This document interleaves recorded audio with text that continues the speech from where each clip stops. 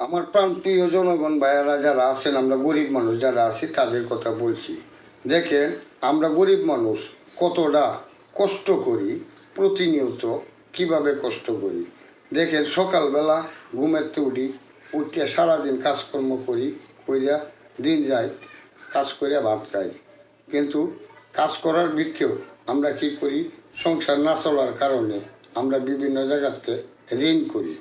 ঋণ করা যতটুকু সংসার চললে গে তিরুরি পরে বেলায় তো ঋণ করা হয়। আমরা গরিবের বিভিন্ন ক্ষেত্রে বিভিন্ন জায়গাতে ঋণ করি, কিন্তু ঋণ করিয়া আরও যে আমরা বিপদে পড়ি এটা কিন্তু আসলেই কনফার্ম।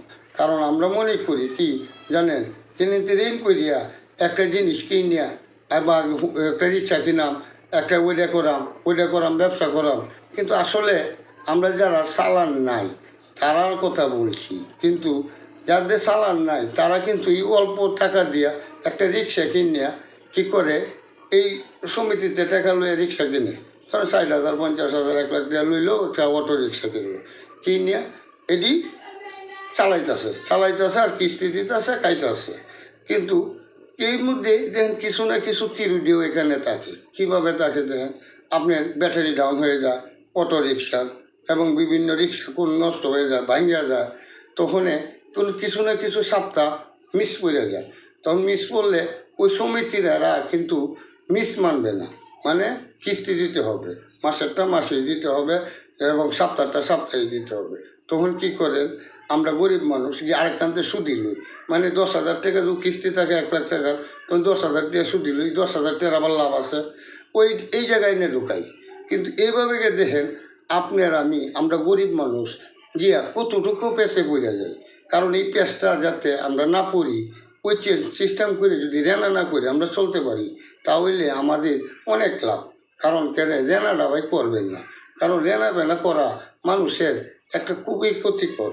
কারণ এত ক্ষতিকর, আপনার শরীর অনেক বড় রোগেতেও ক্ষতিকর। রেনা এত বড় যন্ত্রণা, কারণ রেনায় সংসারের ঝগড়া লাগায়, রেনায় মানুষের মন মানসিকতা ভালো লাগে না, রেনায় টেনশন বাড়ায় দেয়, রেনায় ঠোক করে।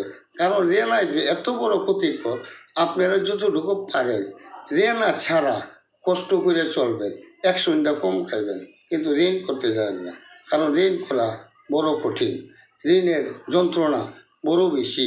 কারণ বিভিন্ন সংসারে আপনারা দেখুন, বিভিন্ন সংসারে বিভিন্ন ক্ষেত্রে একটা না একটা ঝগড়া থাকে। কেড়ে থাকে জানেন, শুধু সংসারের অভাব অকাঠন, এই একটা না একটা তেরোটি। আপনি এখন বাজার আনতে, আজকে যে বাজারটা নিবেন, মানে আপনার সমিতির কিস্তি আছে, কিন্তু বাজার তো নিবেন যে এটা তো কায়দা নাই, কারণ বাজারও তো নিতে হবে, পেটে কি মানবে।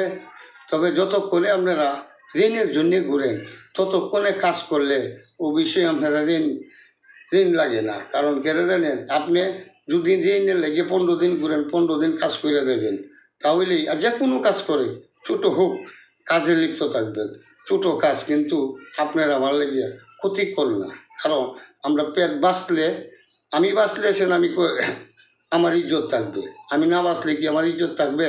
তাহলে আমরা ইজ্জতের দাম না দিয়া ছোট কাজ করি, বড় কাজ করি, কেউ বসে না থাকিয়া আমরা গরিব মানুষ সবসময় কাজ করে যাব, তাহলেই ঋণটা লাগবো না। ঋণের থাকিয়া আপনি যদি 1 মাসের ভিতরে 10 দিন বইয়েছেন, 10 দিনের পেঁচটা বুঝতে পারছেন কতটুকু দূরে চলে যায়। তবে 10 দিনের পেঁচ তো আর আপনার আমি ভাঙতে পারবো না। তবে এই 10টা দিনও বসে যাতে না থাকেন, সেরকম একটা কর্মবাই করেন। ছোটো কাজ, ছোটো হোক বড় হোক, প্রতিদিন যাতে ইনকাম হয় সেরকম একটা কর্মবা করবেন, যে কর্মগুলি আপনার আমি সকলেই কইরা খাইতে পারি। আমি বয়স্ক হয়েছি, আমার কথাগুলি শুনছেন, কারণ আমি বয়স্ক মানুষ। আর স্যাংরা ভাই আছে যারা আছেন, সকল ভাইদেরকে বলি যে আপনারা বসে থাকবেন না। আমরা গরিব, বসে থাকার জন্য গরিব হয়েছি না, প্রচুর কাজ করতে হবে। তবে যে কোনো কর্ম একটা দইরা বসে থাকবেন, তাহলেই আপনি লাভবান হইবেন, রেনা লাগবে না। আর রেনা বেনা যদি থাকে, তাহলে আপনার সংসারও লাভবান না, আপনি নিজেও লাভবান না। এই লোক আমার কথা, যাতে আপনিও লাভবান হন, আপনার সংসারও লাভবান হয়, সবাই সুস্থ থাকে। 100টা কম খাইবেন, কিন্তু ঋণ করেন না। ঋণের যন্ত্রণা মানুষ পাগল হয়ে যায়। যে কিরম পাগল হয় তো বুঝতেই আছেন, যে সমিতিতে টেহালো মাস গেলে কিস্তি দিতে হয়, কিন্তু আপনার তো কেবিলিটি আছে কিস্তি দেওয়া পর্যন্ত, সংসার চালাইবেন কি দিয়া? তাহলে যতটুকু আমি বুঝি আপনারা সকল ভাই কিস্তির টাকা লইয়েন না, এই ঋণ করেন না, ঋণের টাকা লইয়েন না। আজকের মতো বিদায় নিচ্ছি, সকলে ভালো থাকবেন, সুস্থ থাকবেন, আল্লাহ হাফেজ।